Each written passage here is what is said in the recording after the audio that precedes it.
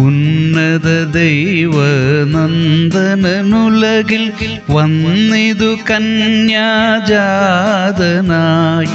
ഇന്നോളമൊരാൾ വന്നില്ലിതുപോൽ തന്നവതാരം നിസ്തുലം. വിശുദ്ധ ലൂക്കോസ് 19:10.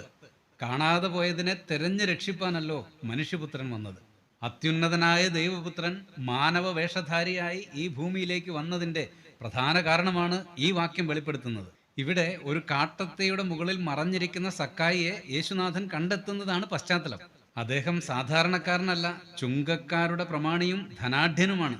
എന്നാൽ പാപം സംബന്ധിച്ച് അവൻ നഷ്ടപ്പെട്ടവനാണെന്നും അന്വേഷിച്ച് കണ്ടെത്തേണ്ടവനാണെന്നും കർത്താവിന് അറിയാമായിരുന്നു. കാണാതെ പോയ ഒരാടിനെ തേടി കണ്ടെത്തുന്ന ഉത്തരവാദിത്വമുള്ള ഇടയന്റെ ഉപമയും നമുക്കറിവുള്ളതാണല്ലോ. പ്രിയമുള്ളവരെ, ഇതുപോലെ നല്ല ഇടയൻ നമ്മയും തെരഞ്ഞു കണ്ടെത്തിയ വിധങ്ങൾ ഓർത്തുകൊണ്ട് നിറഞ്ഞ സ്നേഹത്തോടെ കർത്താവിനെ നമുക്ക് ആരാധിക്കാം. ഈ നല്ല ദിനത്തിൽ പ്രാർത്ഥിക്കാം.